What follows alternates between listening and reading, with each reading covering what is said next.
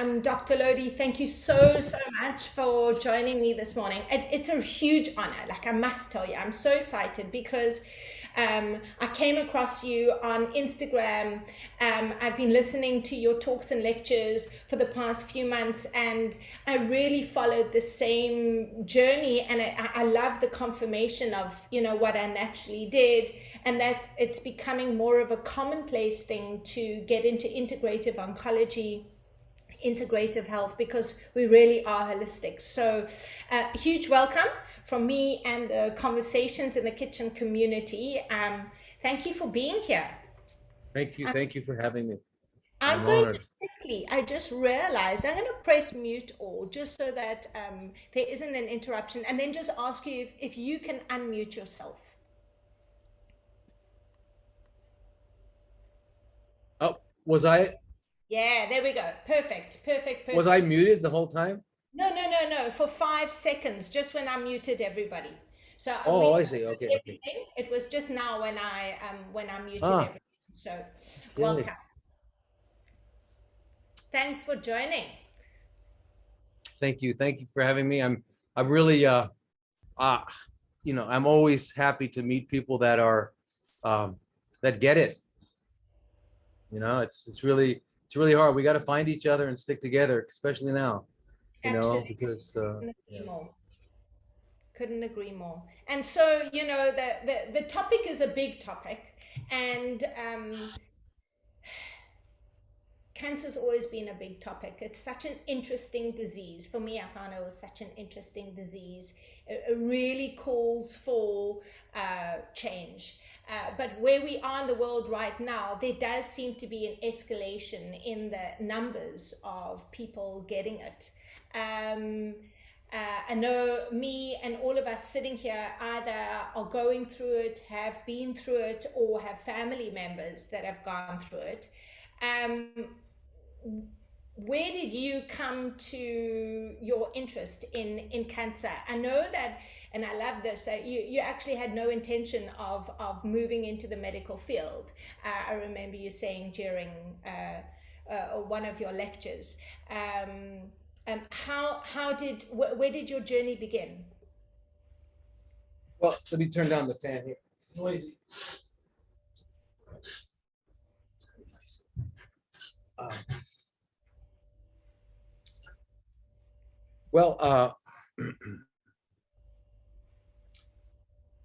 well, I think I had a few fortunate blessings in my the way I came into my life. I wound up being the only child of a single mother, and I grew up like that. So, and she moved every year. She moved every year because she was. We basically lived in Hollywood, and which was good for me to be there because I grew up thinking that everybody was acting, um, or not thinking. I knew it. I knew that everybody was I knew adults were acting, and I used to lie under the table. I remember when the adults were talking, and I used to look up, and I realized that they were acting, but I didn't have to yet, and I knew I was exempt because I was a child, and I kind of enjoyed my freedom from having to play the game. But anyway, I grew up in that environment, and then but because we moved every year, I never was at any school long enough to get friends. Um, so I had no siblings, no friends, and I was pretty much with me. And I read a lot and things like that. So anyway, I wound up in college and realized I was reading a lot of Eastern things like the Bhagavad Gita, the Upanishads. I was reading Dhammapada, all kinds of different things, and dropped out of school, moved to India, lived in at 19 and bought a one-way ticket, lived in India for a couple of years and realized I wasn't ready um, to be a monk. So I found my way back hitchhiking with my thumb all around the earth, wound up back in the US, became a psychologist, worked in psychology, and kept finding that when I was working with people that I didn't understand some very important things. I didn't understand how the physical affected their psychology. I didn't realize how profound it was that it went both ways. We always think of psychosomatic. Well, there's somatic psycho as well, right? And there it's a two-way street. It's just the way it works. So And anyway, I didn't realize that, and I also didn't realize the effect that drugs had on people. So I came to a conclusion after about 3 years, I guess, of professional psychology work that I just didn't know enough. So then I went to medical school, not to become a doctor, but just so I could have the whole picture, because I didn't have the whole picture. I feel like I had done this, I had gone spirit, mind, and now it was time for body, right? And Yeah. so it was kind of that was the journey. And then and then I wound up doing that for 10 years. After I got out, I did my training at some great places, and then I did worked 10 years in urgent care and things like that, emergency care, urgent care, intensive care units, cardiac care units, and things like that. And I still realized that after 10 years that we didn't know what we were doing. We had no clue. We had no clue what we were doing. We couldn't help anybody. So I stopped that, and I just went around the world, and I worked with doctors in Mexico and Japan, and I studied with them. I became their what's the word? Apprentice. Yeah, for 2-3 months at a place and at a time, and some of the great guys I read about, I'd go find them and hang out with them, and all that. And so finally, I came and settled down in New York, and I don't know how it happened. I really don't know how it happened, but I just I gravitated towards oncology because it is, and I realized this only retrospectively, but I realized that with cancer, it's the one condition where people stop negotiating.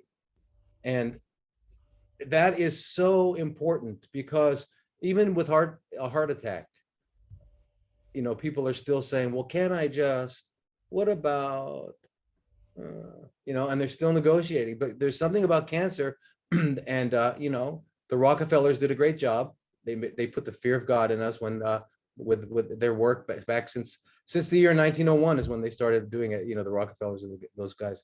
But anyway, when you hear the word cancer, you immediately your future is stolen. Your agendas become irrelevant, and it's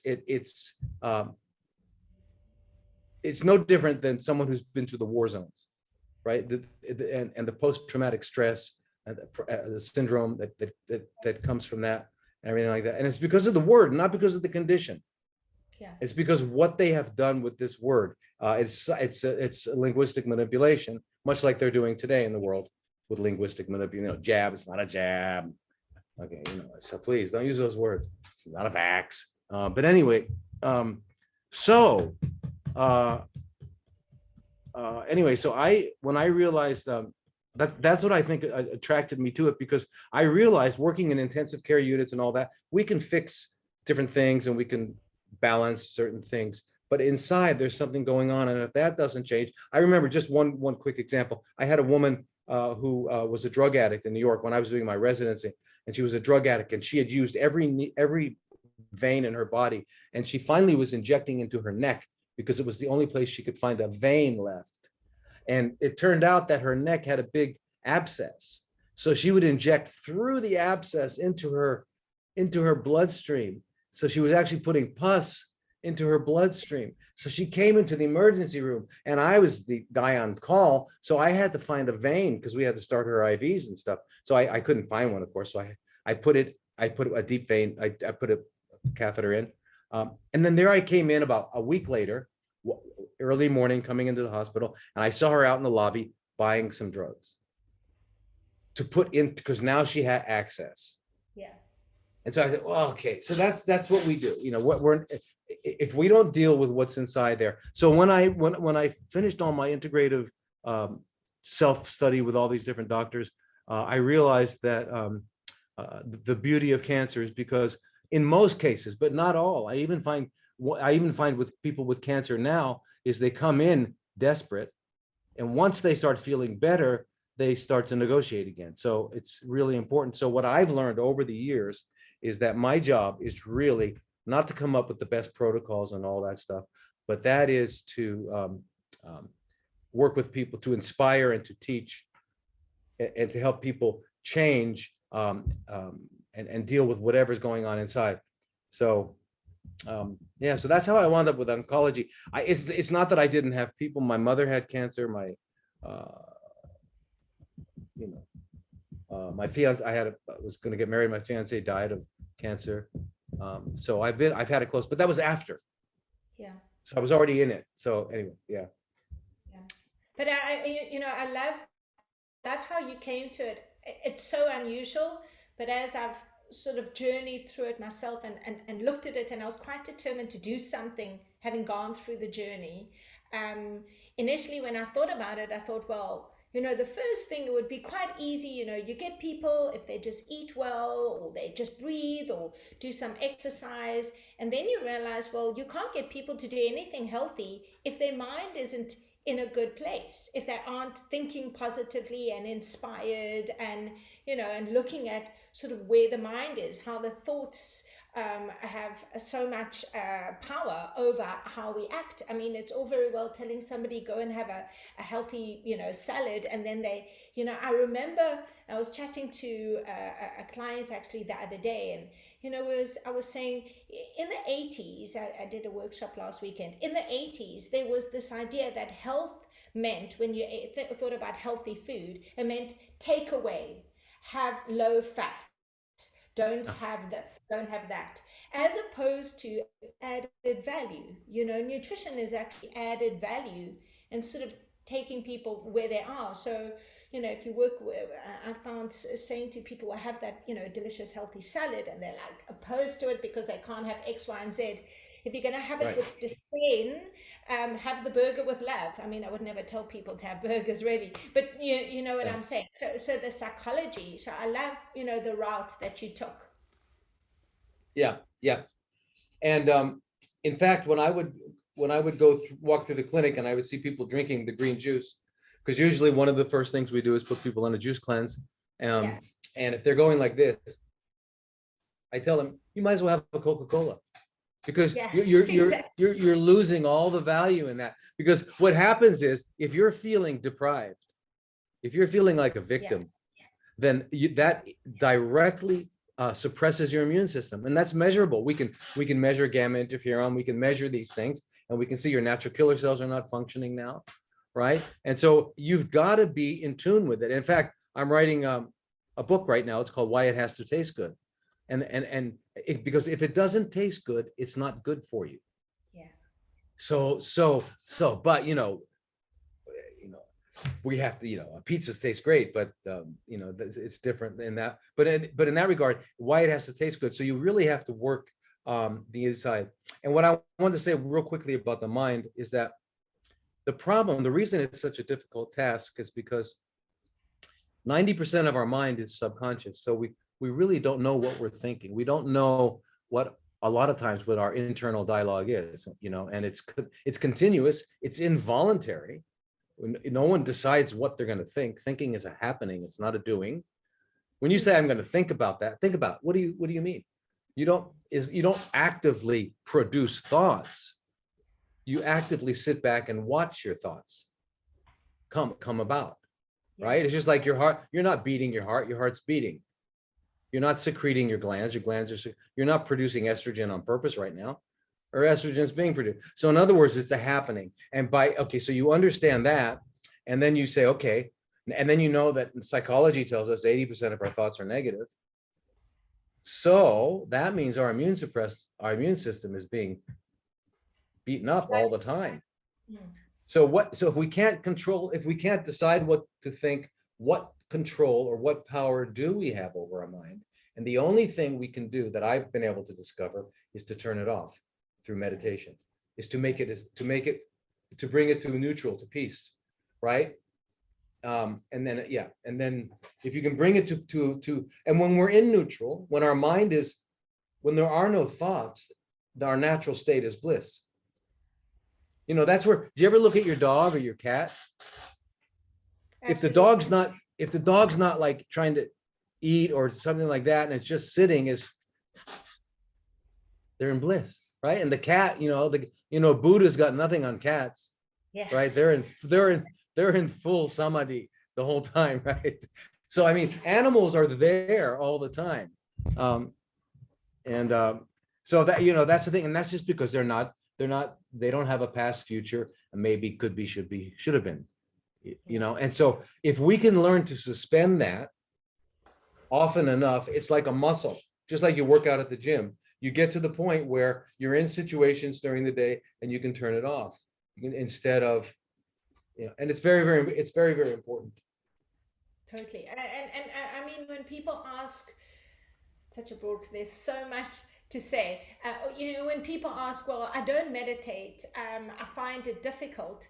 Um, I find that sort of bringing people to just connect with creativity, something that is creative, but a solo activity, them and their creative source, be it painting, be it working with clay, be it maybe gardening, but and I suppose always the closer we are to source, creativity for me is really close to source, which is connecting with nature would be the Beautiful. biggest sort of attraction to source. That can also then really start creating the beginning stages of moving the mind into a more peaceful state. Yeah, absolutely. You're right. You're right. And that's why, taking your shoes off, getting out, walking. In Japan now, they have, I think, 49 government approved, insurance will pay for it, paths that you can walk. And they call it Shinrin Roku, which means forest bathing, because they Yeah, have discovered that when you're in the forest, your brainwaves go into alpha. And when they go into alpha, that's kind of like the meditative state. It's a healing state instead of beta, where you're like, critical and all that sort of thing. So they have these actual therapeutic trails. So going in nature, or like you say, work with clay, or painting, or doing what, absolutely, that reconnects. Yeah. yeah, And the mind, and that's what in sports, if you see like a surfer, when the surfer gets up on that board, he if you think you're in trouble, you'll crash. You have to not. And the skier, that's what I think people that in sports and music have meditative lives, yeah. right? Because Absolutely, yeah, because they're in it more often. I was a painter for many years. I mean, and I teach yoga, so I'm practicing it all the time. But with my painting, I remember I could go into, it was a total state of bliss, and come out of it 3 4 hours later and not even really remember what had happened, but I was like deeply connected to source at that time. So yeah, when one yeah, can practice it more often, it can become a lifestyle as opposed to a thing you've got to do, which I think is also really important. I was listening that I think it was probably yesterday you were chatting. I was listening to one of your talks, and I'm going to sort of veer in a little different direction, come back to the lifestyle thing and how important it is. And you were talking about sort of eating well and nutritionally, and you put people on a course of that, and you guide them in that direction. And then you've had patients say to you, well, how long must I eat like this for? And I loved your answer. You're like, well, how long should you not smoke for? And it's a lifestyle. It's about learning how to cultivate a lifestyle. So yeah. and And then so that's what, and when I view, if someone's going to go to a center, if someone has cancer, and they want to get some help, they should find a healing center rather than a treatment facility, because a yes, treatment facility by definition means you're going to passively sit back and receive treatment, right? It's a passive process, and they're going to fix you, kind of like you brought your car into the mechanic, and he's going to take care of it. But the healing center is a journey that you're going to go on, and then at the people there, the doctor, the therapist, the nurses, everyone, the colon therapist, they're all your teachers and guides, and that's what it is on this journey that you're on, that only you can take. Nobody yes, else can do it. And what that should do for people is to empower them and realize, yeah, this is my journey, and I'm the one that has to walk it. So once you realize that, and then when you also realize, a really important thing that I found is teaching people about the divine miracle that our body is. Imagine we're making about 20 million new cells per second. Sure. Okay, per second. Okay, so our body is a dynamic happening. It's not a happened. It's not like I was born with these set of genes and this is what I am. It's like a flame. When you look at a flame is from a distance, it looks like a thing. When you get closer, it's streaming gases. So it's a process, it's a happening. And that's what we are. I mean, 20 million cells per second is pretty phenomenal. You know, it's a pretty rapid thing. So that's what's happening. So what I was yesterday and what I am today are different. And if you take a year, so a year from now, if I still have a condition a year from now, it's because I'm still producing it. So so the power goes away from doctors and practitioners and all that, and it goes where it belongs, and that's with you and nature and God are gonna do this. And you need some guides and teachers along the way, but it's your journey. Yeah. Yeah. And so that's the key, is the participation. So for me, I think first the curiosity to get you to then participate, and acknowledge getting involved, because like you say, I mean, and I think, with the Western, for me, when I went through chemo, and when I went through the journey, it didn't initially start with chemo. It just needed to go there for various reasons. But there's definitely, when you walk into the Western model, we've been taught and sort of,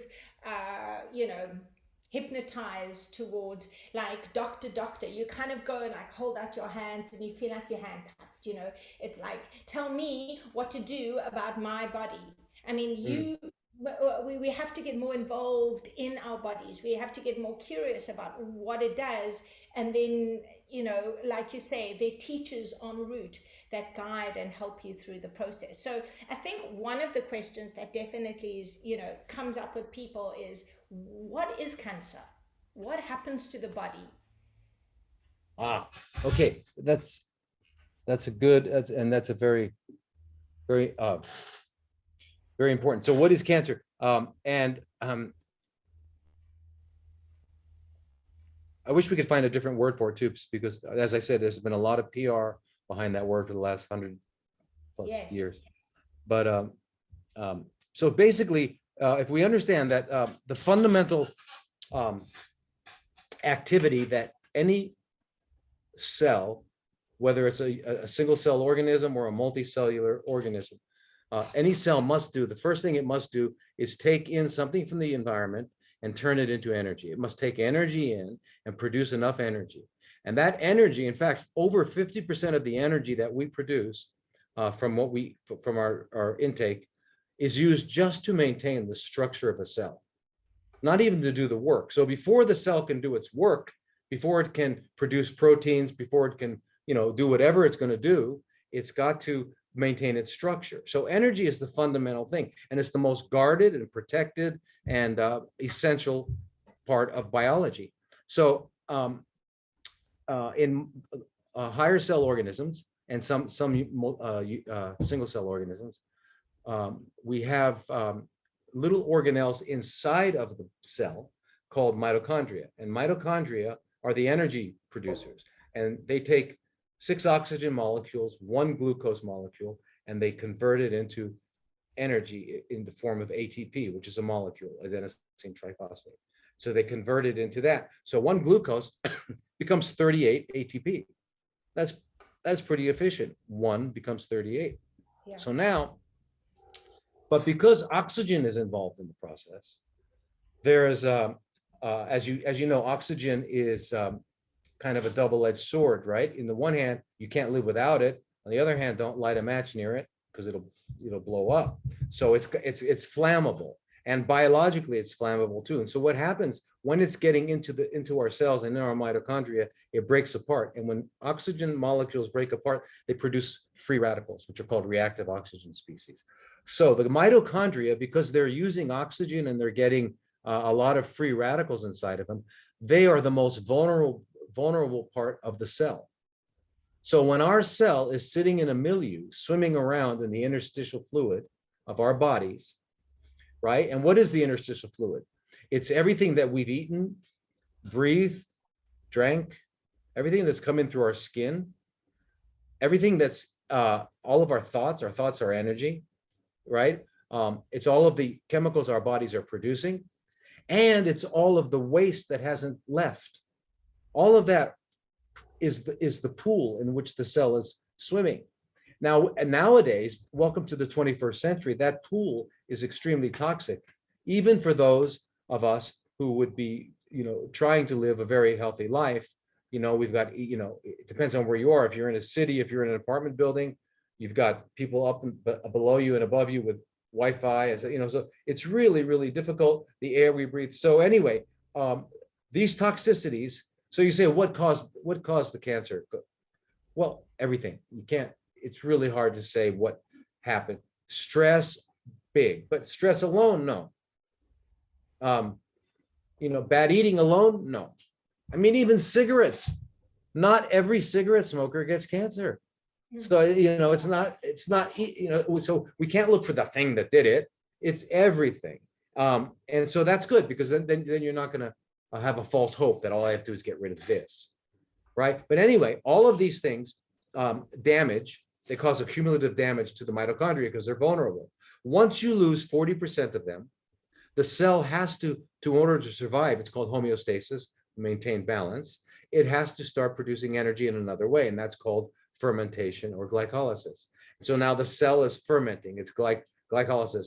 The difference between fermentation and what's the normal way through the mitochondria, which is called, let's just call it oxphos for short, oxphos. The difference between oxphos and fermentation is that whereas oxphos gives you 38 ATP for every molecule of glucose, fermentation only gives you 2. So extremely inefficient, 19 times less. Therefore, to survive, it needs 19 times more glucose. And so what happens is that this new metabolic requirement of the cell is translated to the nucleus, and the nucleus turns on certain genes that will support this new metabolic requirement, and it turns off genes that are no longer necessary. So for example, now that we're not able to use oxygen because we don't have mitochondria, good functioning mitochondria, then we don't need so many antioxidant enzymes. So we turn that off, we turn that machine off. But we need a lot of glucose. So we upregulate, and we have 17 times more insulin receptors. We have more beta glucosidase, an enzyme that blah, blah, blah. We have less, more. So we've done all that stuff. It shuts off. And then all of those changes that go on in the nucleus to support this new fermentative metabolism are what are known as oncogenes. So it's not that the oncogenes caused the problem, which is the somatic mutation theory that conventional medicine teaches. They say you get a mutation and then it develops into cancer. It's the other way around. The genetic changes, the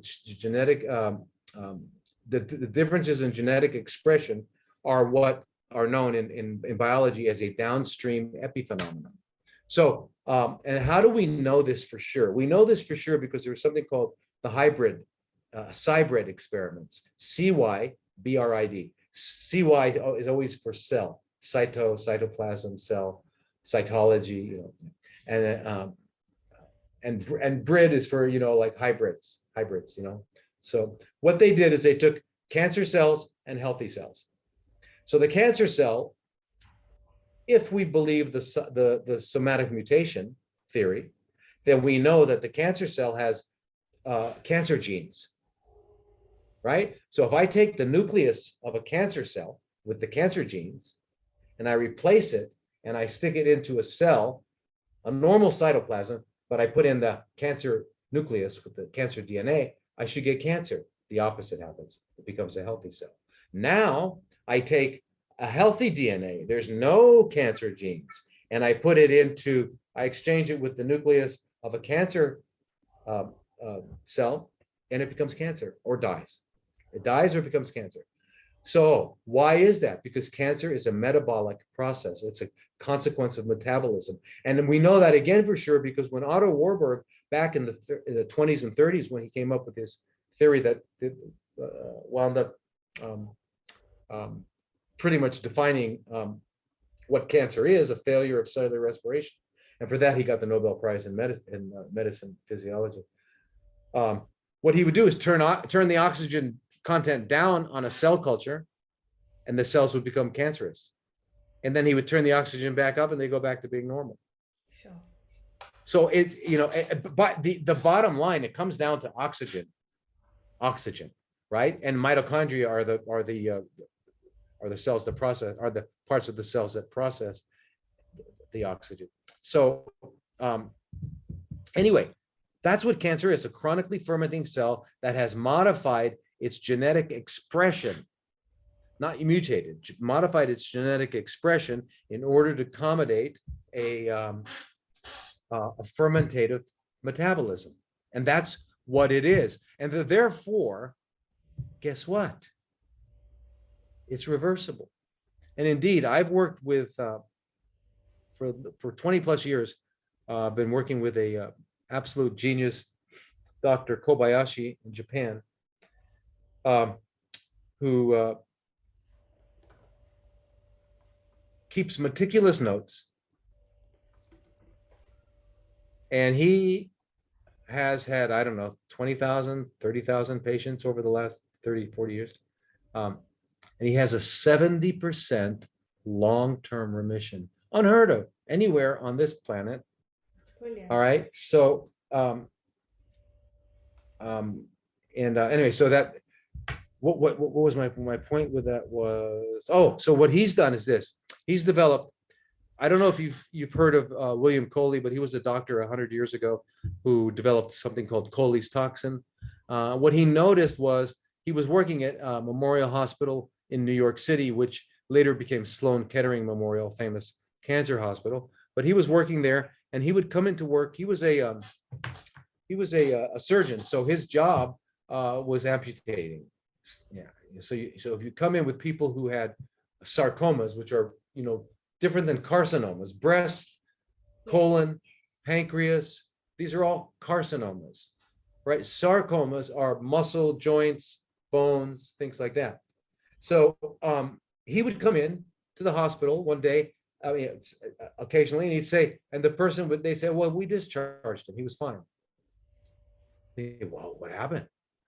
Well, he got real sick, got a fever, really sick, got erysipelas. In those days, there was a thing going around called erysipelas, which was where your skin gets all red and inflamed, and it was Streptococcus pyogenes. Anyway, so he wound up saying, oh, okay, so he got that, and he got one other organism called Serratia marcescens, and he inactivated them so they couldn't infect the person, and then he would inject them continuously because they were still causing a fever. And he would do that for 1 week, 2 weeks, whatever it took until the cancer was gone. It would be gone. And it's the only treatment that ever has been followed 30, 40 years, long-term remissions. When he died, so they called it Coley's toxin. He died in the 40s. And after he died, the Federal Death Authority, the FDA, made it illegal to do that. So Dr. Kobayashi was doing it. He found another organism called PC banil in Japan. He was doing it, then they stopped him. So that's where hyperthermia came along. So systemic hyperthermia. And so we do a special kind. I do Kobayashi's method. And here's what he did. He biopsied the tumor because he was a PhD in molecular biology first. Then he became an MD. Then he became an oncologist. So he would biopsy the tumor before the treatment and then put them through this 6 hours of hyperthermia. And at the end, biopsy it and look at them under an electron microscope. And what he saw was that was before the hyperthermia, the cells had few shrunken mitochondria. At the end of the treatment, the cell was plush with big, fat, happy mitochondria. So then he went on to figure out why. And one of the main reasons for that is that at that heat, our body produces something called heat shock proteins. And heat shock proteins are produced by the nucleus, and they stimulate mitochondrial proliferation. So that's what fevers are doing. Now, why would a fever want you to have more mitochondria. Why? Because in order to heal, you not only need the energy to live normally, you need extra energy to heal. And when we, in fact, when we look at the voltage of a cell has to get its voltage up to 70 in order to heal cancer, right? To heal and change cancer, up to minus 70 millivolts from the average of 22.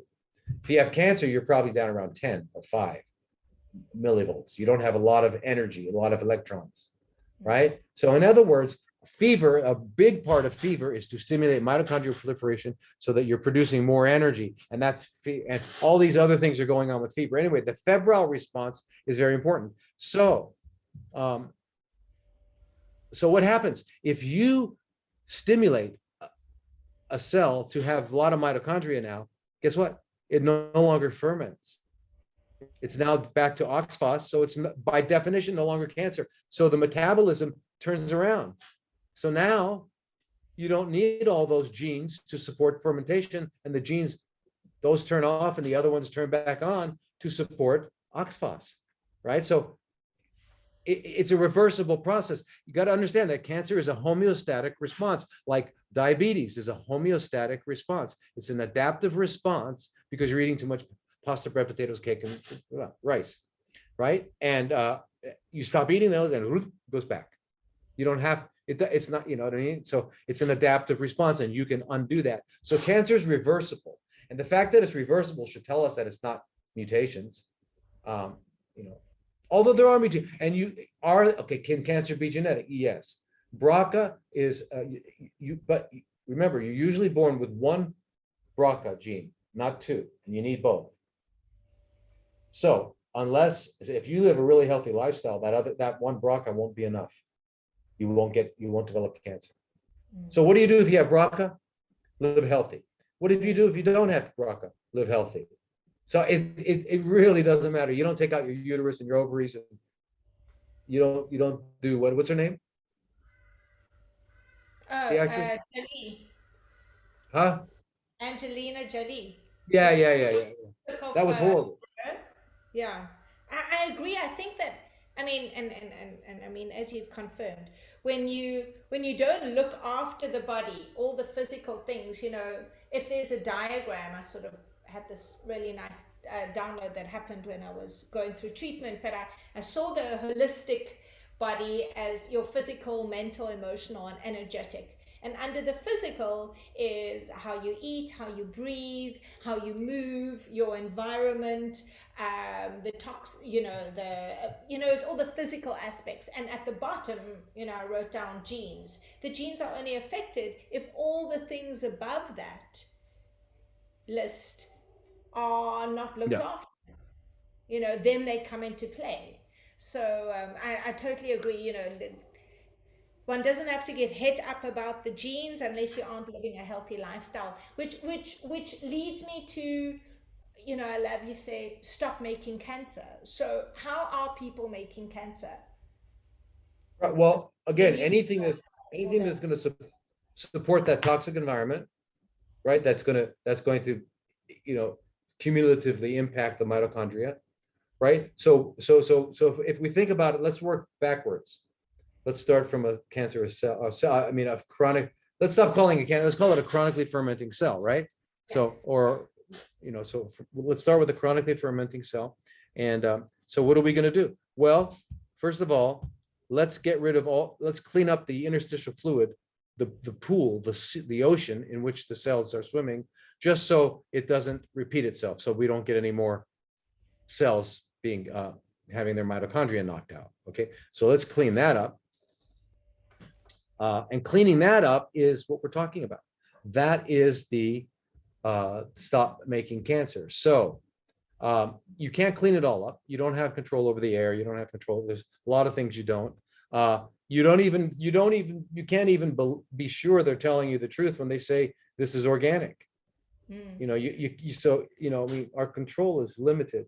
So you do the best you can, you know, you see if you can find an organic farmers or whatever, you do your best, you grow as much as you can and things like that. But okay, if you don't have organic, then you get some 6% food grade hydrogen peroxide, right? And put that in your when you're washing your vegetables, put them in water and the peroxide, and that will neutralize a lot of the chemicals, from the pesticides, petrochemicals and pesticides. You can even go up to 9%. So usually you can get like 35% food grade hydrogen peroxide at health food stores and stuff. And then you just dilute it a few times just to get it down. But anyway, you wash your vegetables in this. So you do the best you can, but it's not just food, and people have to realize that. The immune system can and should be viewed as the shadow of the mind. Where the mind goes, the immune system follows. Okay, so if you're sad, if you're angry, if you're afraid, if you have a lot of regret, your immune system is in trouble. I mean, demonstrably, we can measure your natural killer. If you just got some bad news, a loved relative just passed away, right? And I did your blood test, and they would all be found suppressed. On the other hand, your sister who you haven't seen in 10 years shows up at the door, and you're hugging her, and I check your blood. Okay, now they're going to be, so it's that direct. Okay, so therefore we have to control the mind, and we have to get control of it. Okay, so we have to change our diet, clean our body periodically, clean it, because we're aging, we're all of us aging. Do you remember that?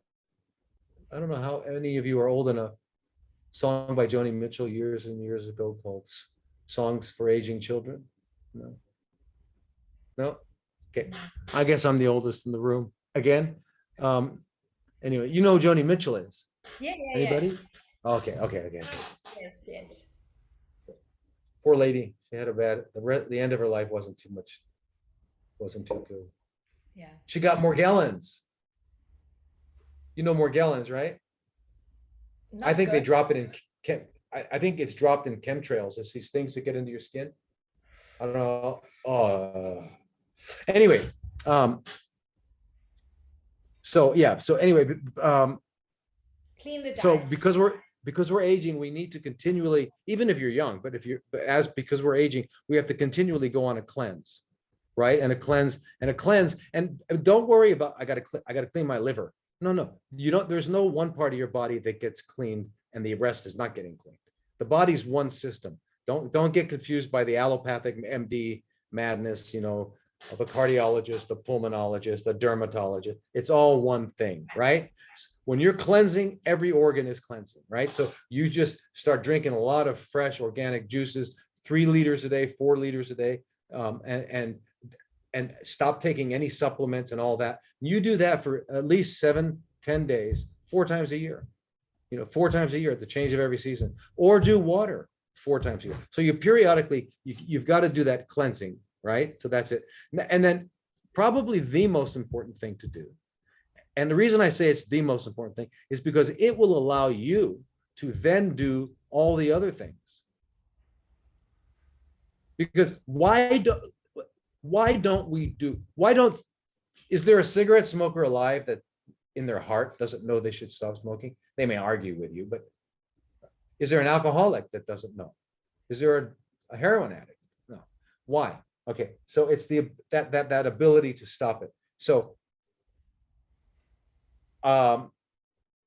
there's a lot of research that shows how important or the direct relevance of sleep and willpower.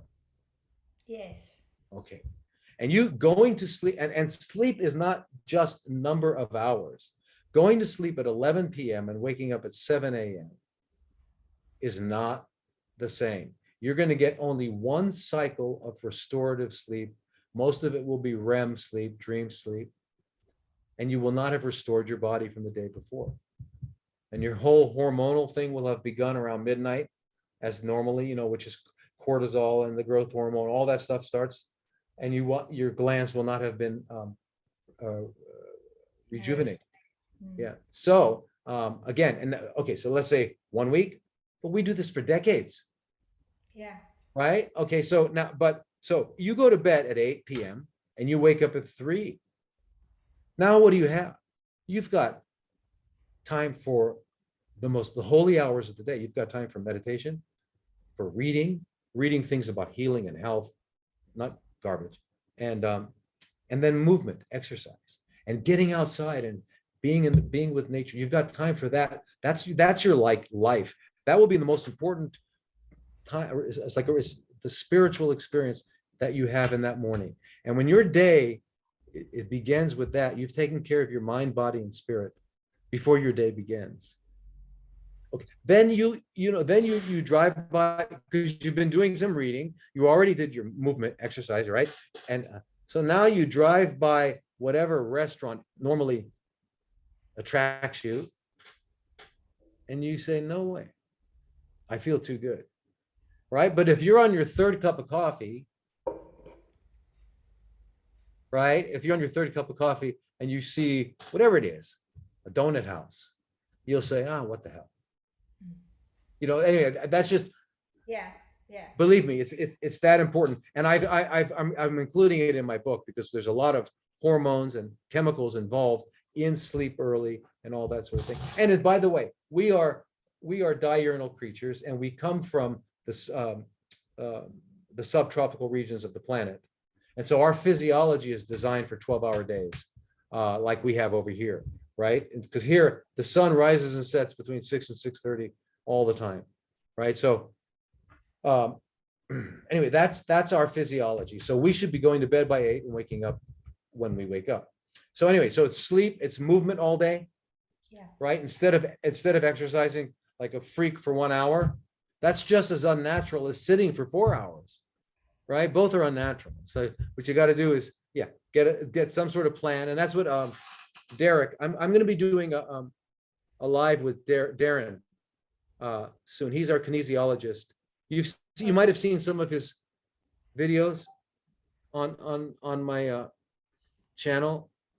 He's the guy that's moving around for, look him up, see if you can find him on there. He always puts up these 5-minute videos of him, of little things he does. And when he works with people, what we do is we give Darren Sherbane. What we do with people in our program is we get a program where he basically looks at you, works with you, looks at your like with me, I'm round shouldered, right? So he's going to work with that, whatever. So and even if someone's very weak and they're in a chair, whatever, he can work with them, and you figure out what this person needs to do, the movements they need to do. So every 90 minutes, you set a little alarm, a little reminder. So even if you have a desk job and you say, okay, excuse me, I got to go to the bathroom, and you go out and you do 10 minutes of movement and you come back, so that all day long you're moving, just like it would be if we were natural, right? And then you don't need a gym, you don't need all that stuff. We know that the width of our muscles correlates to our prognosis with cancer. Wow. Oh, wow. I love that. Right. Really, that's fascinating. Right. So that's why even resistance training is important. So, so how do we stop making cancer? We do all those things: the eating, the cleansing, all that stuff, the meditation, movement. And then the other one is relationships. We get stuck in relationships. We don't even know why we're stuck. Because you're too close, right? When you're too close, a lot of times you just don't know, you don't even know how to get out. But you've got to figure out, if you have cancer, you have to figure out if it's a toxic one or not. And if you feel, you pretty much know. I don't feel good. Most of the time, I don't feel good. So, and it doesn't have to be physical abuse. It's just, you just got to tell them, because if you want to live, you got to tell them. Say, listen, I love you, but I need a year off. Let's meet again in a year, and if we still the same, let's do it. And I mean, it comes down to that, right? You got to do that. And then for you on your own personal level, we all grow up learning. Like I grew up in Hollywood, so everybody was acting. We all have to lie, right? You have to lie at work, right? And then we tell little white lies. That's really cute blouse. Yeah, looks good on you. Yeah, even though you don't think so. That's okay.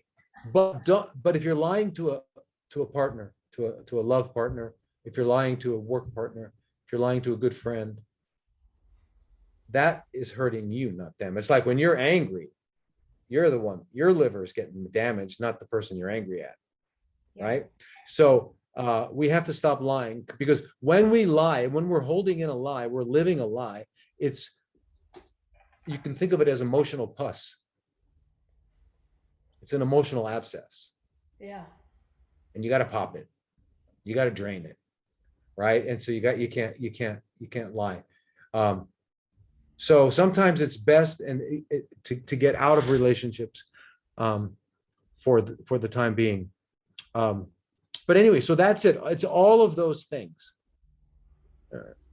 Yeah, I'm going to add to that emotional part is a big component of the emotional part is looking at what you need to forgive, which is, or who you need to forgive, which is, often really difficult if there's been like a major event that has happened with that person. But without that, and firstly, I find you don't have to necessarily go to the person and say, I forgive you. That needs to be that contract between you, your soul, and that person, of like allowing the forgiveness in, because only then can you allow the toxic energy of that relationship out. And it would never, condone that behavior that might have come up, the abuse that might have come up, but it frees you. Forgiveness frees you. Yeah. So You're, it's very you're absolutely right. That's a big one, because if we're holding a grudge, it's going to hurt us. And it's the same thing. And they do this in the 12-step programs.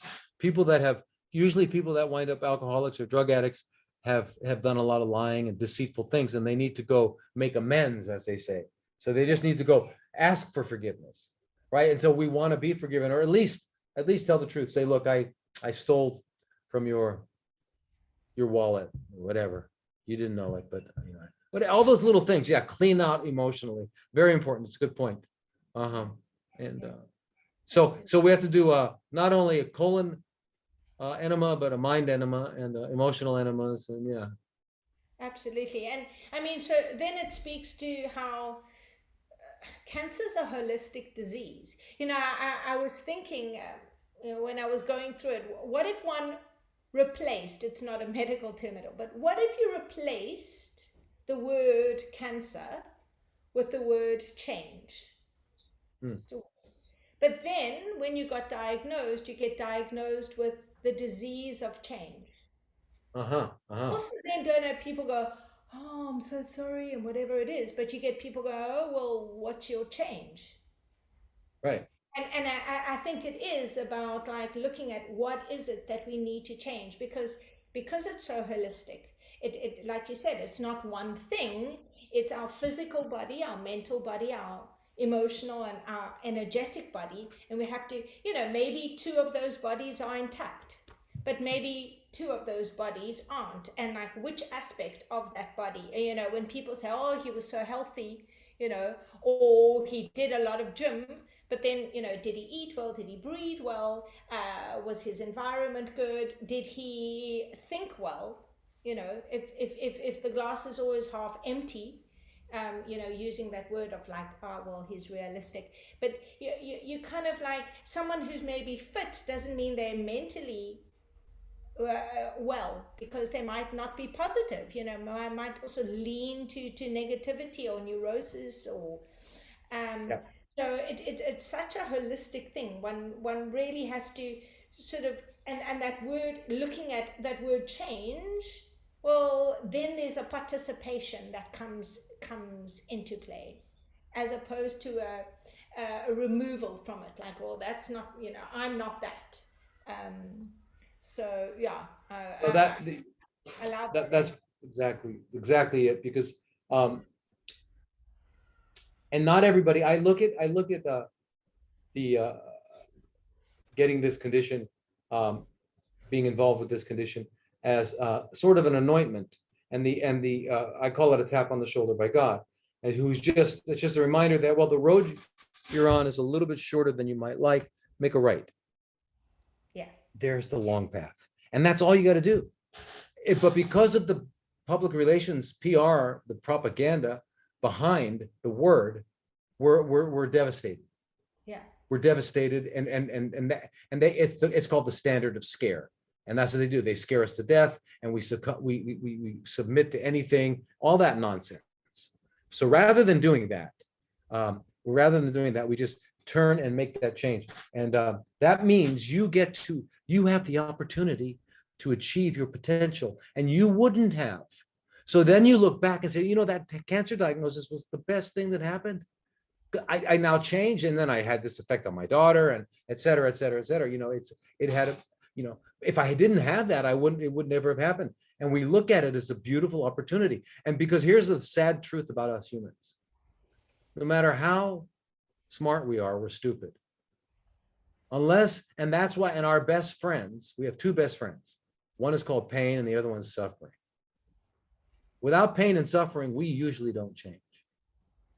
We have to get knocked on the head, not just once, right? And cancer is a big knock on the head. So it's saying, okay, time to change, right? And it's an opportunity, because one of the things is, when it takes away, especially when you get all that fear, it takes away all your little plans and your agendas become irrelevant. Now, what becomes relevant? Living. And you start to live on purpose. Yes. And that's so it's a beautiful thing, and you can take it that way, but it's really here. And unfortunately, most people are in this quagmire of all the relatives are crying, and they're going to the hospital, and the lights, and how can you survive that? Yeah. How can you survive? I know, and you gotta just run. Yeah. Huh?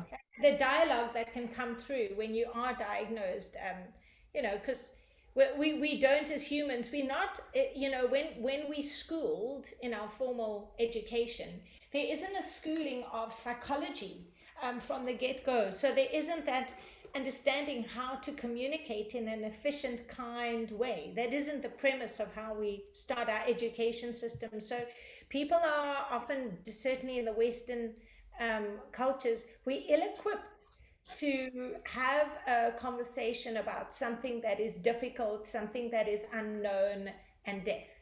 It's not part of the culture. So with a diagnosis, one can find, if you are diagnosed, I found people really, I understand this, we struggle to know what to say. So there was a lot of commentary on, like, fight the demon and the devil in you and the beast of cancer, and all these really, really negative words, which make it kind of more difficult. Like, if there's a beast in me, I'm not really sure what to do with that. It doesn't make me feel empowered at all. So I kind of had to change that dialogue in my mind to look at it in a different way, and sort of see where there's an opportunity to revisit what cancer is. It's in me, it's part of me, and how to reframe it and re-see it. I was quite lucky. I had a meditation shortly after I was diagnosed, and it was like a split-second image that I remember so well, where I was sitting, and I saw cancer, and it wasn't red and fanged and horned and fire that came out of it. It was this big, huge, white amoeba looking thing, but very life-size. I was sitting in Sukhasana, cross-legged, and in front of me was this big white cancer, and everything around me was just white. I thought it was quite interesting. There was no sort of, I feel like there wasn't a future, there wasn't a past, it was me and cancer.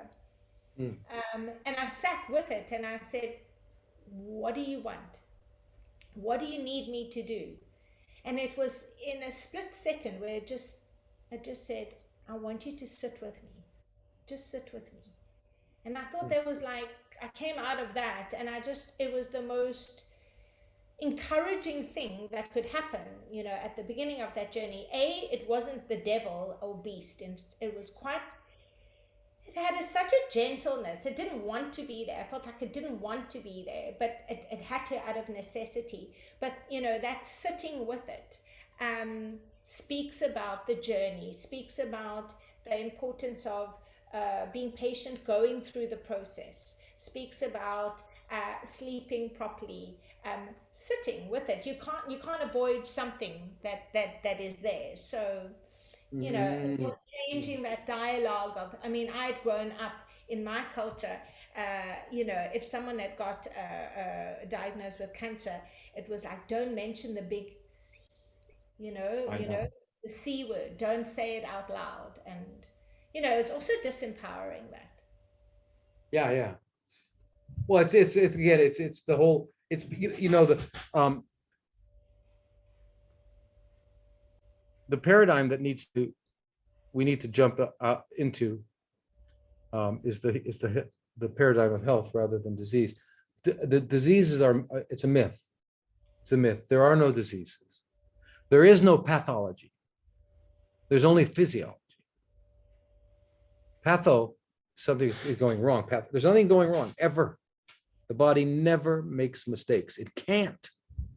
It's not possible. Water running downstream, when it gets to a point, it could not have gone another way. Okay, that's the nature of nature. It is the law of necessity.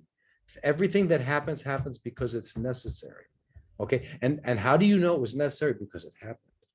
And how do you know what didn't happen was not necessary? Is because it didn't happen. I mean, that's pretty, you get to think about that for a long time. But anyway, it turns out to be true. You had a great analogy also when you were describing sort of blood pressure, why blood pressure happens. Actually, because it's a necessity and the body's way of trying to find. Won't you go into that just a little bit, just for the Yeah, people? right. Well, that's it. So just like nature functions out of necessity, there's a process in, you've heard that, have you heard that expression, nature abhors a vacuum, right? Well, you can't have a vacuum because the moment you do, so everything is always balancing, always. That's the nature of nature, is balance. Okay, so if we know that by you have oxygen molecules in this box with some holes, and you've got carbon on this side. Within a little while, they'll be equally dispersed. That's just the nature of nature. Okay, it's the laws of diffusion, osmosis, and things like that. Anyway, homeostasis is the balancing that occurs in biological organisms and in ecosystems and in the universe. So it's maintaining functional integrity. Okay, so our body has an overall intelligence.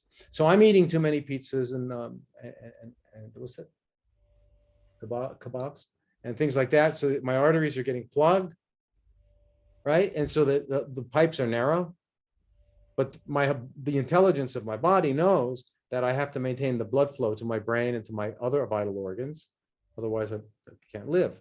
So how do you maintain blood flow when you have narrowed pipes? You increase the pressure. And so that's what happens. So that pressure goes up as an adaptive physiological response to maintain function, to maintain life. Okay, so what do I need to do? Take a drug to artificially dilate those arteries? No. Stop eating that stuff, do a fast, do a cleanse. The body will get rid of that. It will clean it out because the body doesn't need that. That's garbage. It will get rid of it, right? See, and think of the body is got X amount of energy. Okay, if you're feeding it all day long, it doesn't have time to clean house. So don't feed it all day long. Feed it once a day, maximum twice a day, within a couple hours, and then give it the rest of the time to clean and to repair and to restore and to rejuvenate. And that's it. And that's one of the beauties of sleeping. So that's why you can't eat 3 to 4 hours before bed. You just got to stop eating 4 or 5 hours, depending on how old you are. But same with diabetes. You're eating all this stuff that produces glucose, pasta, bread, potatoes. You've got all the glucose in your extracellular fluid. Your cells are going to die. They know it. So they become insulin resistant. They downregulate their insulin receptors so they don't pick up so much glucose. You go to a doctor and they say you got a problem. You've got insulin resistance. It's early diabetes. It's a disease. We have to get rid of it. No, no, no, no, no, no, no. It's an adaptive response that's saving my life. Right? Yeah. You know, so for example, if I'm walking with a cane because I hurt my leg, and my goal is to get rid of the cane, would it help me if you came up and kicked the cane away?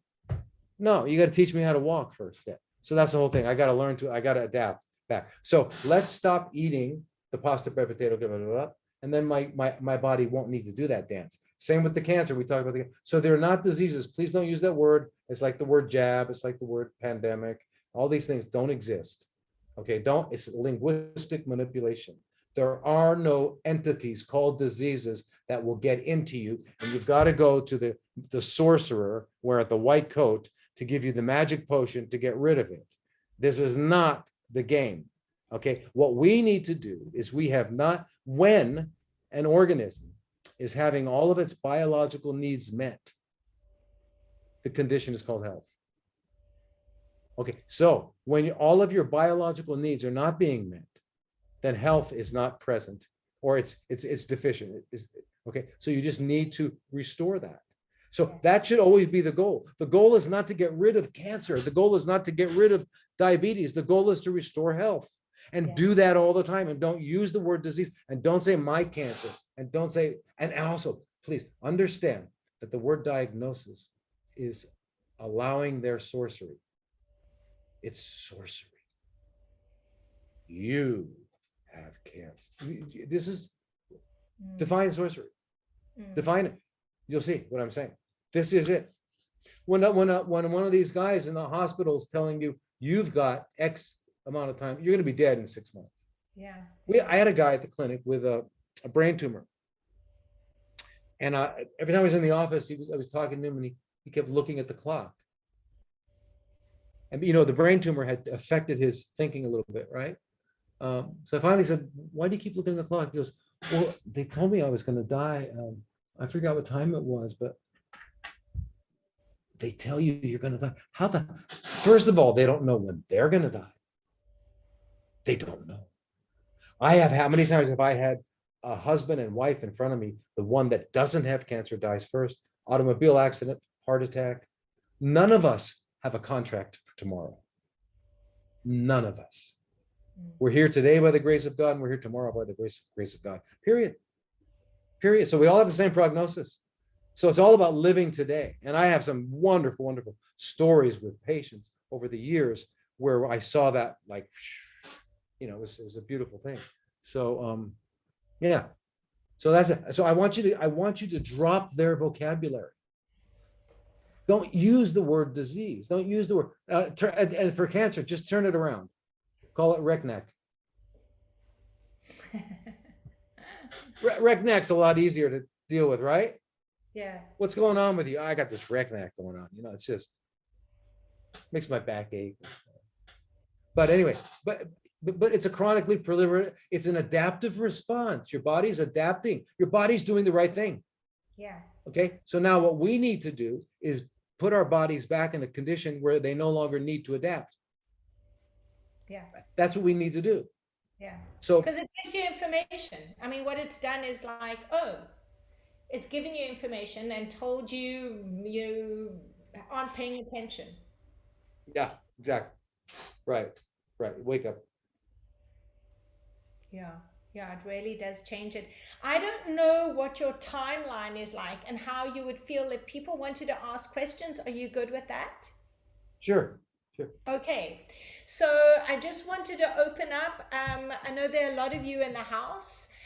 Please feel free. It's such an honor having Dr. Lodi here. So if anybody wants to ask questions, can you just raise your hand, unmute yourself, tell me your name. It'd be so wonderful to hear from you guys. Is there anybody that's going to start it off? Who's here? Just looking around. All very shy. Been writing notes, I know, which is amazing. Please feel free to ask a question. Let's see who's going to start. Give me 30 seconds. I'll be right back. Yes. Okay, so we're going to have a little, those of you who need to go for a pee break, those of you who need to put on the kettle, I'm going to put on the kettle. I'm having tea, not coffee. I did have coffee earlier on.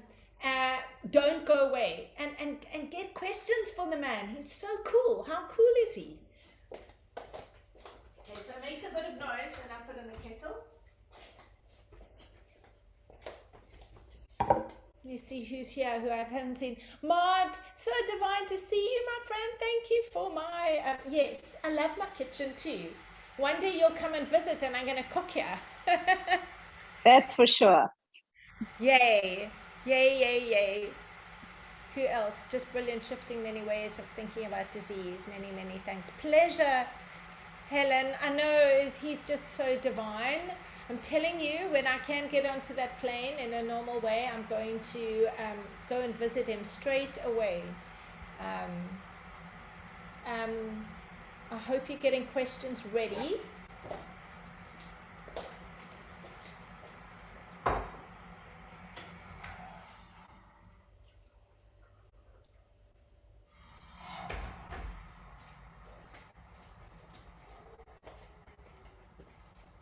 Okay, so let me know, those of you who I'm going to start with who have questions already, just give me a wave your hand or something, so that I have an idea when he comes back. Hi, Claudia, great, great, great. Okay, so as soon as he's back, I know Mike wants to as well. Who else is here to ask questions? Lisa, are you online yet? Lisa Hurtle. I don't know if you managed to get online. I know you wanted to ask some questions. Let me see who else is here.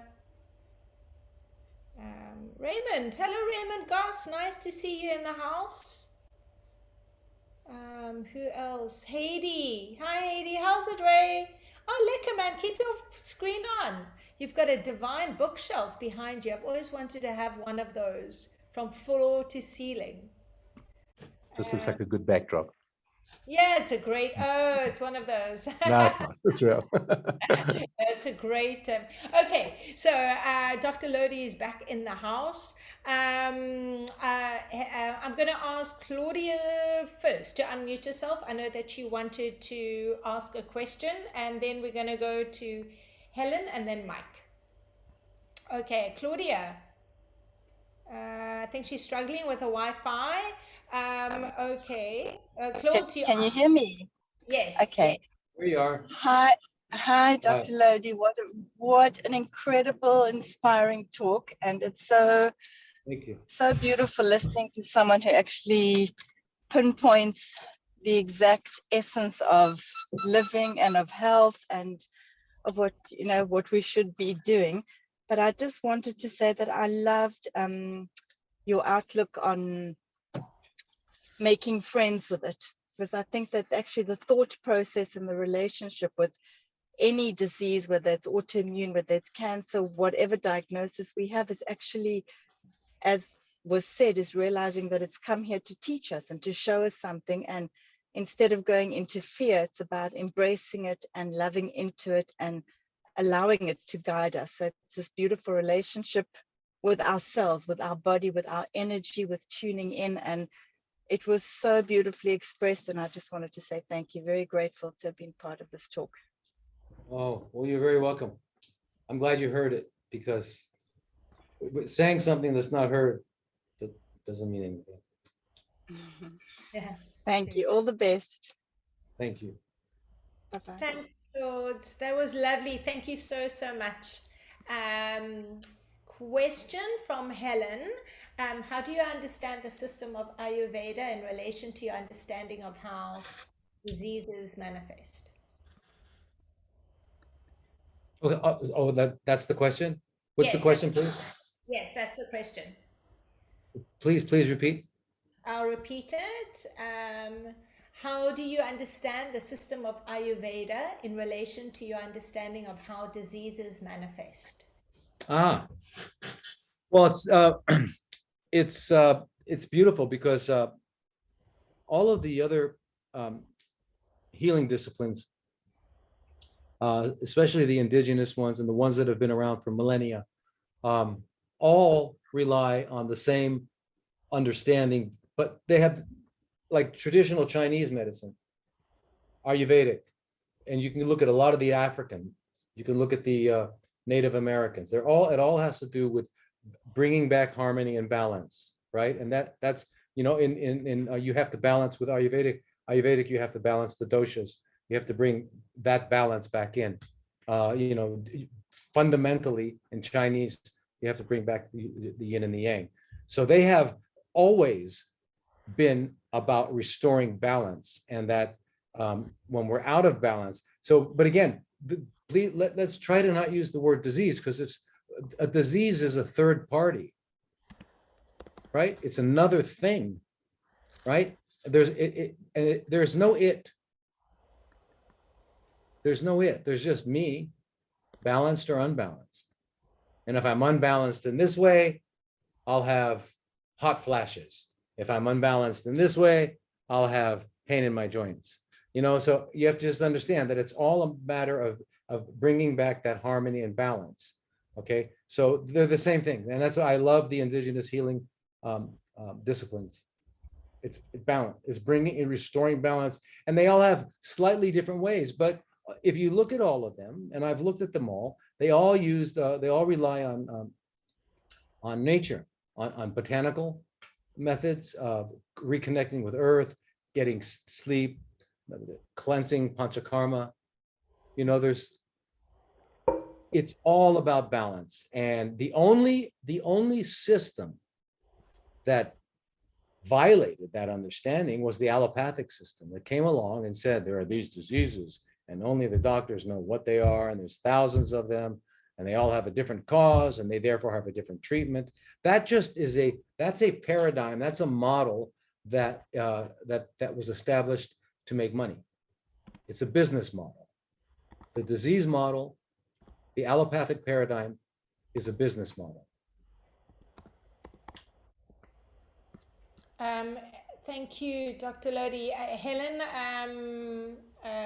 thank you for the question. If there's anything else you want to sort of ask, I think her screen is off. Mike, you wanted to ask a question. Yeah. Hi, Dr. Lodi. Hi, Mike. I've watched you in the Instagram, your talks, and just they're very interesting, you know, and the one you had on cholesterol and statins and things like that. This question, as you were talking with cleansing and like you said now, balance, about fasting and, like, you know, you constantly regenerate, your cells regenerate, and fasting sort of gives them in what you're putting in your body, a better chance, you know, to regenerate and say deny cancer cells as you're fasting. It denies the cancer cells the food or whatever they need to survive. That what are your feelings on, like, you know, recommendation or something of you know, someone who fasts like once a week for 36 hours or a long fasting, you know, like you say, 5 days or something like this, like a repetitive, if you do it once a week, is that a good cleanse to sort of bring that balance back to the body? Yeah, no, that is, and that's in fact, doing, let's say if you did let's say 36, 72 hours a week fast would bring you back into balance better than a long 30-day fast. A 30-day fast is a whole different process. So what happens during a short fast is that it's basically it's an opportunity to clean out wastes, to reestablish your metabolism at a lower healthy set point. Okay, because pretty much we run on a high unhealthy set point. And Whereas a 30-day fast, by the time you get past day 5 or day 6 or day 7, now you go into a different mode of physiology. In that mode, your body has run out of all glucose stores. It has no glucose to make energy. So now what it has to do is burn fat. So it switches over to fat burning, and it burns fat and some muscle, but very little muscle, mostly fat. But it goes on a hunt, like a scavenging hunt, to find all of the cells that are not viable, that are not necessary for life, such as cysts, such as plaques in your arteries, such as tumors. All these things which are not essential to life get eaten up and recycled and used for energy. Because remember, the number one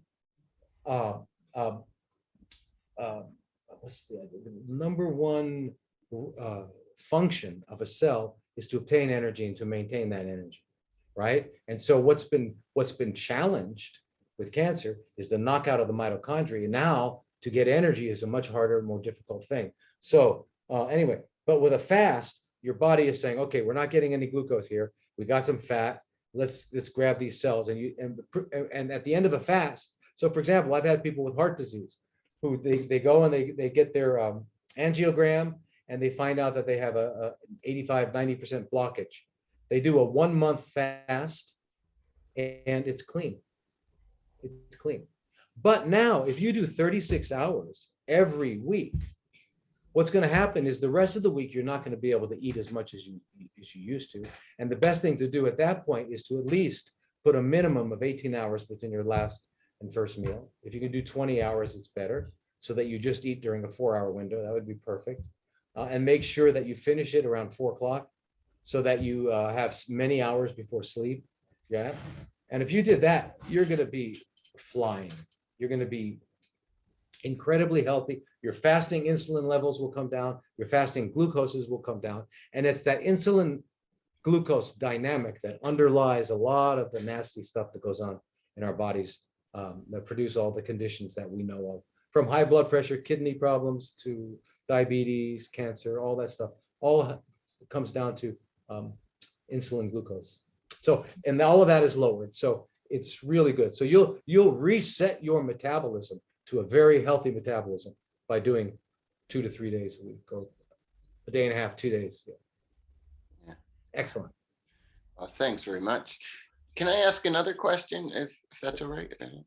Yes. I'm going to ask a question related to the fasting after that. Go ahead, Mike. Okay, this other one is just if you had any, or if there is any sort of alternative to these medicines. Actually, you mentioned earlier, my sister has been going or dealing with whatever, the Memorial Sloan Kettering. So these drugs, Keytruda and Zometa, that I was like just shocked how much they're costing every month, and it's just unbelievable. But is there an alternative to what they do? Yeah. Well, there's what Keytruda does is it's what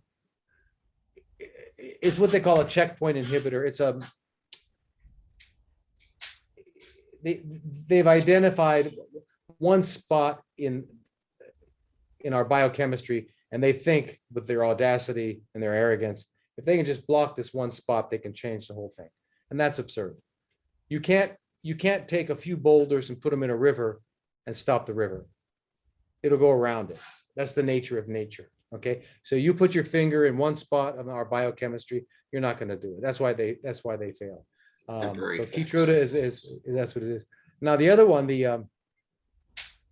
what was the other one? Zometa. Zometa, yeah. Zometa is just it's a biphosphonate. It's used for bone metastasis, and it doesn't really work that well.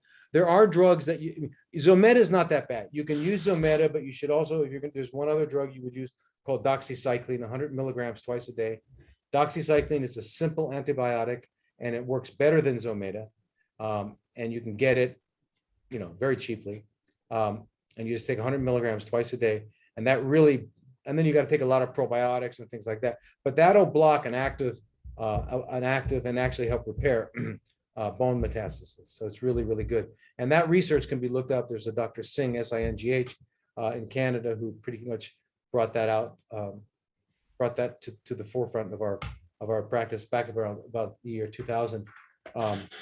Because other than that, it was an antibiotic we used for like acne and things like that. But it turned out the doxycycline and tetracyclines, those antibiotics, we learn when you're in medical school not to prescribe those to pregnant women, because their children will be born with when they start to grow teeth, they'll have these yellow lines in their teeth. I don't know if you've ever seen people like that.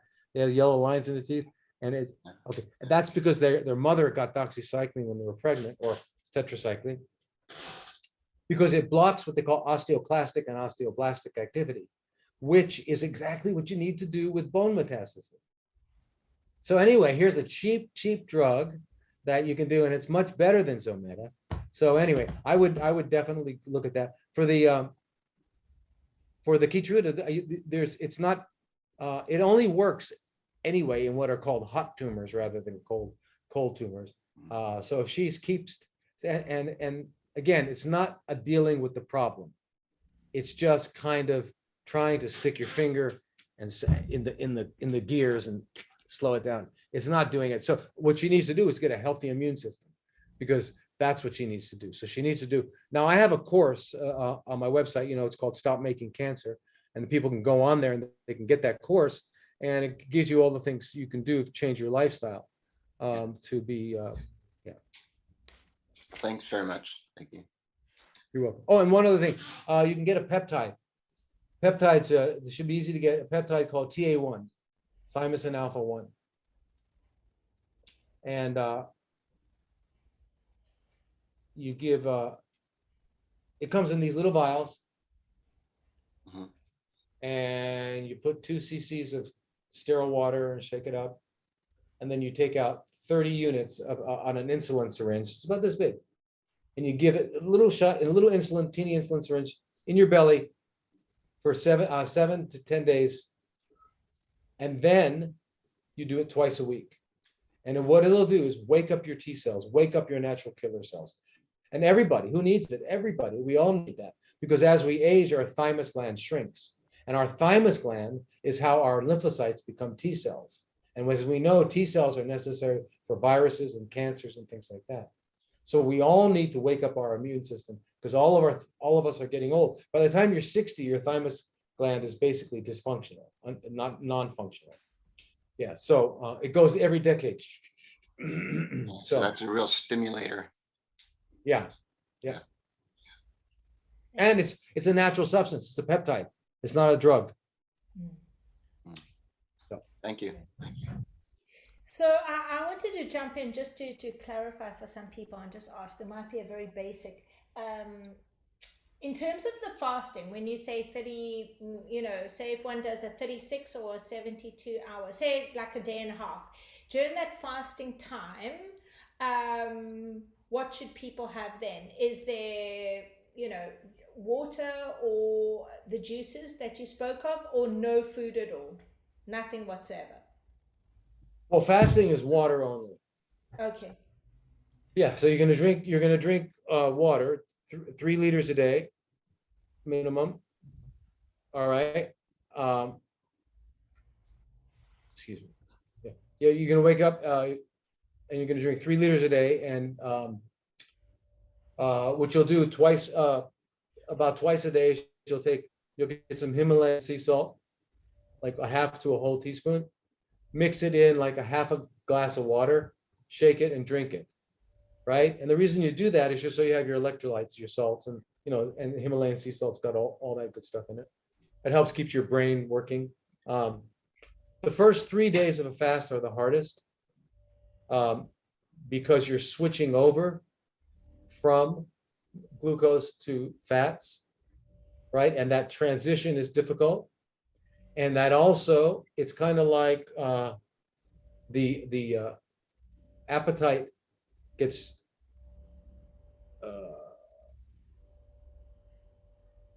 you can change the word, you can exchange the word appetite with the word addict. Okay, so you wake up the addict. If you didn't feed the addict all day, oh my God, Mine's it's grumpy. it's gonna think of all ways. It's gonna say, you're gonna say, what are you doing? Are you crazy? You're not eating, right? And then of course, don't go to any of your friends. Your friends are gonna say, that's nuts. You're not eating. What's wrong with you? You know, so don't talk to anybody about it. Just quietly do it. And the first day, remember, the first day is the hardest because the first day you can say, I'll start tomorrow. So you got to get through the first day. So you go to bed early. Somehow you go to bed early because if you stay up, you're going to eat. You get through your first day. Drink so much water that your belly's bulging and you can't possibly mistake any feelings you have as for hunger. Right? Okay, so you can do that. By day 4, when you wake up, appetite's gone. Appetite's gone. And when appetite's gone, you're free. Now it's easy. That's why when people say, I'll just do a 3-day fast, and I'll go, you did all the hard work. The rest is easy. If you did 3, go for 5. Because after the 3rd day, when you're, but the 2nd to the 3rd day, when you're in full blown therapeutic ketosis and your body's just eating up cancer cells, eating up cysts, eating that stuff up. When you're doing that, go for it. Give it. So imagine in a 5-day fast, you've only got 2 days of that real powerful. So if you can do it, if you can do it, do it. But you drink lots of water, get that salt, drink. And how do you know you're drinking enough water? Because you're peeing all the time. Okay. Stop drinking, drink a lot and stop drinking around 5 so you won't be up all night peeing, right? Because you want to get some sleep. You got to get sleep. It's very important. And on day 2, actually, if you have a good enema, if you're good at doing enemas, I would do an enema every day, just a good saltwater enema in the mornings to clean it out. Because now you won't have any fiber or anything pushing it out. So you need to, a good enema would be good. If you have access to colonic, get a colonic. Keep your bowels doing, and that way you won't get a lot of what they call, it's a detox reaction.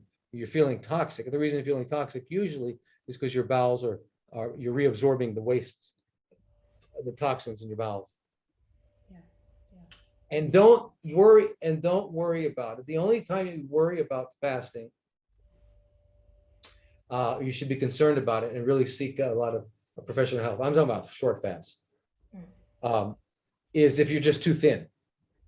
And I rarely meet people that are too thin. Too thin is Karen Carpenter.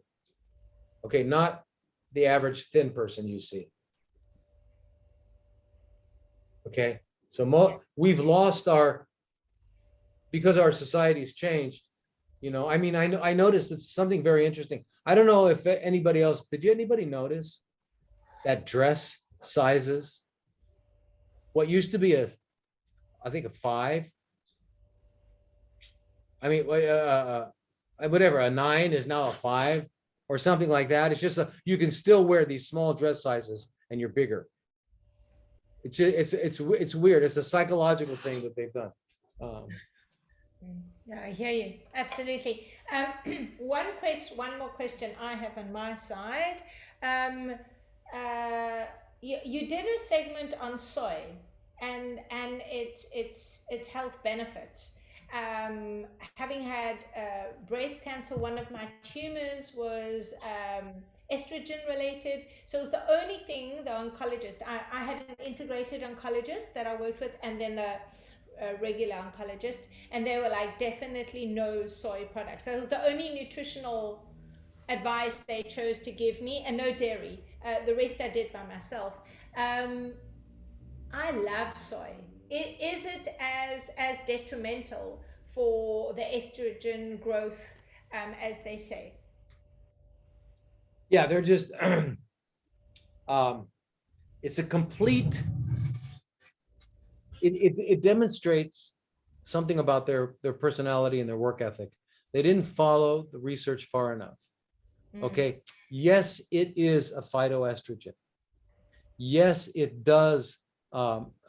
Therefore, being a phytoestrogen means that it will attach itself to estrogen receptor. But it's not the, they call it a ligand. The thing that attaches is called ligand. It's the receptor. So you have alpha receptors and beta receptors. The alpha receptors, when stimulated, make tumors grow. The beta receptor does the opposite, makes them shrink. Estrone, estradiol are both alpha receptor agonists. Estriol, which is the estrogen that predominates during pregnancy, is a beta receptor agonist. So is soy and flax. So it's good for you. It's going to shrink the tumors. It's going to stop the process. So he gave you what you should go back to him with the research and say, I'm okay now. And if I had been damaged, I just want you to know I could sue you for malpractice. But I haven't been damaged because I didn't listen to you. So I didn't. I kept on having my there's Bragg's, the amino acids, which is similar to soy, and I love tofu. I mean, I'm plant-based, so I really love having tofu as a added extra. So I didn't have it as often as I wanted, but I certainly never listened to them. So good. And miso, tempeh, natto. Fantastic, absolutely. So I want to see in the house, is there anybody else that has a question? I know it's probably getting quite late for you, and I just want to be able to, anybody has a question? Can I ask one more? Yeah, go ahead. Sorry, Dr. Lodi, it's back on that the talk you did about cholesterol, hereditary cholesterol, and getting off of statins. Is that possible? Well, do you have it? Is it you? Yes. So what happens if you don't? Are you I'm a vegan? experimenting now. So they put me on 40 milligrams, and I said, well, why can't you just put me on 20? They wouldn't. So then I started, well, okay, I'm going to just take it every other day then. And so what I've done now is I've stopped. I'm on a plant-based diet, and and I'm trying to be very nutritious.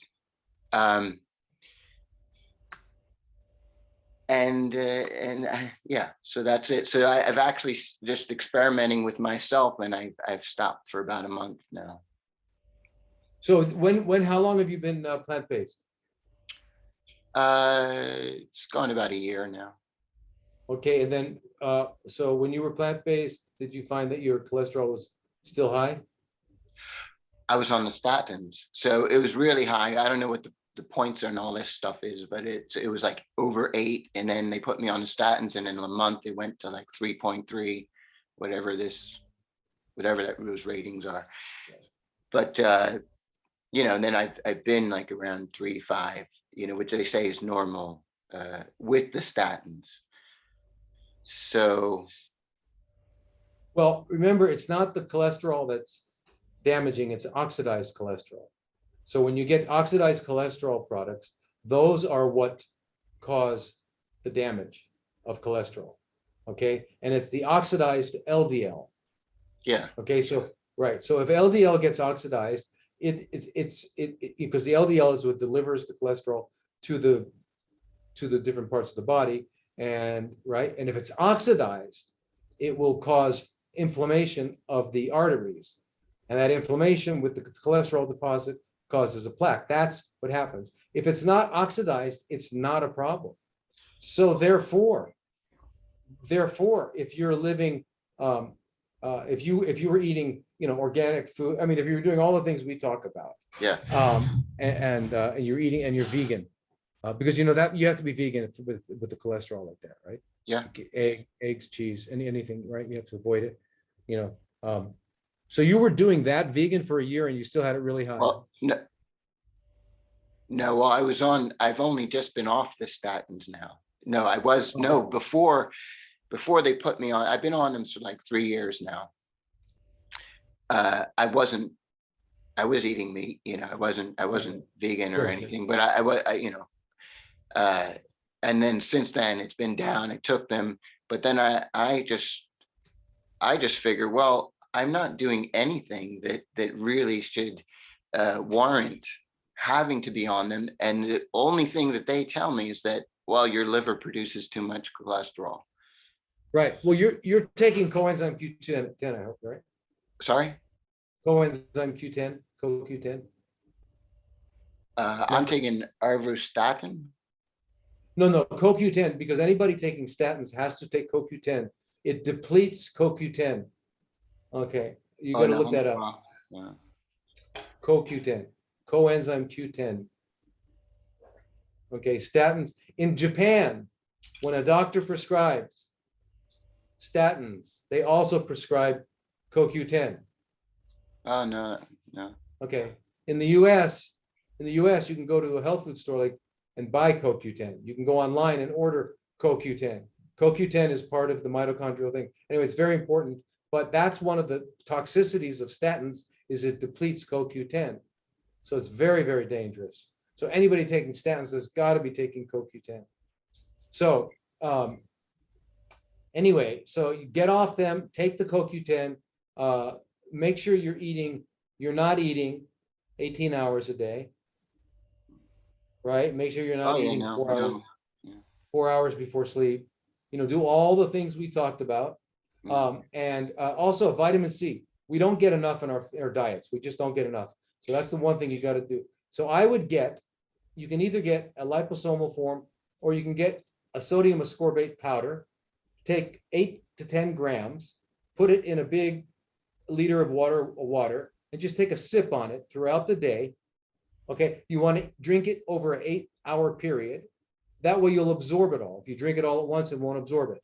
You just take a sip every 40 minutes, every 20 minutes, whatever it is, and you'll absorb it. Okay, and that way you'll get vitamin. So if you have a good vitamin C levels, you're eating lots of good vegetables with the different carotenoids and the tocopherols, which are vitamin E's and vitamin A's. You can even take good supplements of the vitamin A's and the vitamin E's. So, and you're making sure that you are not producing oxidized cholesterol. So if you're not producing oxidized cholesterol, it's not going to mean anything. It's only oxidized LDL, and they never measure that. In fact, when they do their longevity, when they do their studies, if you look at a study for statins, the study will say, what is the end point of taking the statins? The end point is a lowered cholesterol. Yes, this group A took the statins, this group didn't. This group, they had lower, the end point, they had lower cholesterol. Why? Why aren't they doing the real endpoint? What is the real endpoint that we should be looking at? Longer life or quality of life, right? So when we look at that, people that had lowered their cholesterol did not live longer, did not have less heart attacks. They had lower cholesterol. Yeah. Okay, so it's become a priority. It's been fed into us, just like COVID is a virus, and that these are vaccines. These are that's why I don't want you to use their words. Vax, jab. Don't use their words, because then you're in their video game. They made the video game. You understand a video game? You ever play a video game? If you play a video game, you cannot be creative.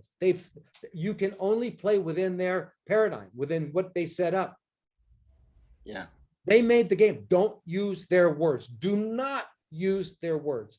Don't use it. And when someone talks to you with it, don't answer it until they clarify what they're talking about. I'm serious. This is big deal. It's a big, big deal. So therefore, what I want you to know, cholesterol is not dangerous. Cholesterol is essential to life. Okay. What's dangerous is oxidized cholesterol. What's dangerous is oxidized epinephrine, adrenaline. What's dangerous is oxidized almost anything, except when oxidation is being used for physiological purposes, like making energy and things like that. So, I mean, the whole system is called redox. It's a balance in our body. But don't worry about the cholesterol. Go vegan 100%. Make sure that you're not eating for a long period of time. Get plenty of sleep. Do your meditation, and take these extra. Like I said, take vitamin D3. You should take, especially if you guys are living in Europe. Take vitamin D3. You got to be taking 20, 30,000 units a day. You want to get your level up to 100. Yeah, Okay. I take a multivitamin.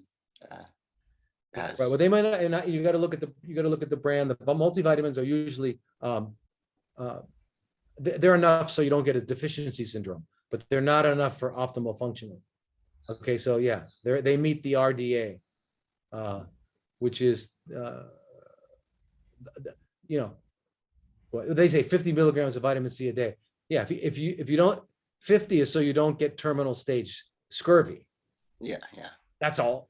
But you still have what they call chronic subclinical scurvy, like we all do. So you having high cholesterol and make sure it doesn't want to take vitamin C, vitamin A, vitamin E, and eat lots of vegetables and things like that. All of us should do this. Cancer, you got to take vitamin A is not talked about. You got to take 50,000 units a day of vitamin A, mixed carotenoids, not just beta carotene, mixed carotenoids, 50,000 units a day. And vitamin D, 20, 30,000 units a day. Iodoral, the Lugols, 25 milligrams a day. You got to be on some sort of natural thyroid, and you match that with your body temperatures. You got to get your body temperature up to 36.8. So there's ways of bringing yourself into harmony that you need to do. And there's things, I only look at supplements. Supplements are only necessary. The word supplement means it's an addition to, right? So it's an addition to a deficient diet. So if you're eating a healthy diet, you shouldn't need many supplements. Only the ones that you can't get through diet, like vitamin D, the iodine, unless you have a Japanese diet and you're eating seaweed all day, then you're not going to get enough iodine. So we need that. And iodine, as I could talk for 2 hours about iodine. But that and the extra C, the extra A, those are what we need. Bowels have got to be cleaned. Bowels have got to be. You should be going 2-3 times a day. Right? Remember, you got 1.5 meters of colon. Right? Are you putting 1.5 meters of feces in the toilet every day? Probably not. So if you're not, that you're retaining it. And what happens when it sits in your colon? It gets reabsorbed every 4 minutes. It goes up to your liver.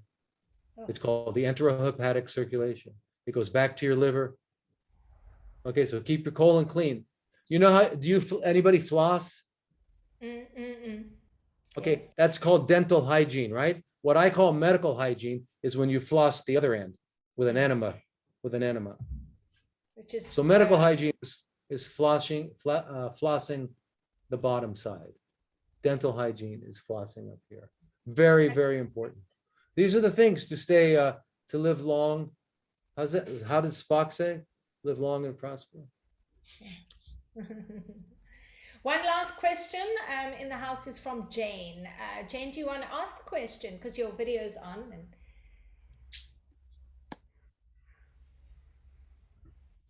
Hey. Jane or John? Jane. Oh, Jane. Plain Jane. Oh, hi, Jane. It says Marion. Oh, there you are. Okay. Hi. Hello. So my question's a little vague. I think specifically thyroid related. So I have Hashimoto's and I have vitiligo and Raynaud's and now I have cancer. So do you see, I would imagine that there is a link between that kind of imbalance of thyroid and the entire metabolism of the body. So I think I've answered my own question. There is a link. Where to start? Right. So what is the link, right? Metabolism imbalance. Yeah. And then obviously, sorry, carry on. What were you going to say? Obviously what? Well, obviously from what you've spoken about, the issues that cause the imbalance are on all different levels are worth looking at. But when in what I would consider crisis, which is the cancer, where would one start? Well, you start. Can I? Go ahead. Sorry, no, you first. I was going to say you start everywhere. Yeah. Right, you start everywhere. Do it all at once. But with regards to thyroid, you're absolutely right. The thyroid hormone is basically a delivery mechanism for iodine to the Yes. cells. The iodine has to be delivered, and what it does is it depolarizes the mitochondrial membrane, which makes the mitochondria produce energy. Mm. Okay, so that's why someone who is hypothyroid, low thyroid, doesn't have the same energy as someone who does, right? Mm. So it's hypothyroid. So, but you understand that in estrogen, you have estrogen receptors, your breast, ovaries, reproductive organs, but you don't have estrogen receptors on your elbow. But you do have thyroid receptors. So you have thyroid receptors everywhere, including your immune cells, because they need energy. The thyroid is how the metabolic carburetor, it establishes the basic metabolic rate, right? So, and that's the delivery of iodine. So here's the problem with everybody. We don't get enough iodine in our diets because we don't eat Japanese diets, right? It used to be we didn't need it because the world was clean, but the world's dirty now. And so now it's the only place we can find good sources of iodine is in sea vegetables, not seafood, not animals, but sea vegetables. But anyway, and now that you got to worry about that with Fukushima and oil spills. But anyway, you're welcome to planet Earth. So so the idea is iodine. Now here's the problem. Iodine is in the same vertical column on the periodic table as all other halogens. So you got fluoride, chloride, and bromide. So even though we don't have iodide, we do have fluoride, bromide, and fluoride. So when our body is putting together the thyroid hormone, which is T4, which has 4 iodines, or the T3, which is 3 iodines, it might have 2 chlorides and 1 bromide, or 2 fluorides and 1 iodide, whatever. So our blood test will come out saying it's normal, but it's not, because it's still not delivering iodine, which is the goal of it, which is the purpose of it. So therefore, it takes 1.5 years of taking 25 milligrams a day. I take 50 if I can, remember. But remember that taking iodine can also slow down your thyroid production. So therefore, during that time, you want to be taking more natural thyroid. So you want to be taking either Westroid or Armour thyroid, or one of these other kinds of thyroids that are from animals, unfortunately. Now, if you don't want to use the animal one, you can get 2 synthetic ones. One is called levothyroxine, which is T4, and you can get Cytomel, which is T3. Okay, and you've got to take them in the right combinations, because our body needs T3 and T4. I don't know why they came up with just giving people T4, but we need both T3 and T4, and that's what the natural ones do. Okay, because when you have T4 is a prohormone. It's not the active one. The active one is T3. So in order for so when your cell needs thyroid, it'll grab a T4 that's floating around, deiodinate it, and turn it into a T3, right? And then it'll be able to use it. Well, not all cells can do that. And what do you need? What is the enzyme that deiodinates T4? It's called deiodinase, but it requires selenium. So if you don't have enough selenium, you won't be able to make your T3 out of your T4. Anyway, so the point is, how do you tell what your real thyroid function is? When you get up in the morning, before you pee, before you get out of bed, you take your axillary temperature. Yeah, I do that. All right, and if it's, and then you average it, and it's got to be, if it's below 36.8 on the average, then you're still hypothyroid, and you'll have to increase your amount of thyroid until your body temperature gets up to 36.8, and that's what you do. So it's very, very important. But if your adrenals aren't working, thyroid can't get working. You got to get your adrenals working too. So you really need someone to work with you who understands the whole orchestra. You don't want to just tune up the woodwinds and not tune up the brass, right? Exactly. Yeah. Yeah. It's Yeah, a bit of a process ahead. Yeah. Otherwise, yeah.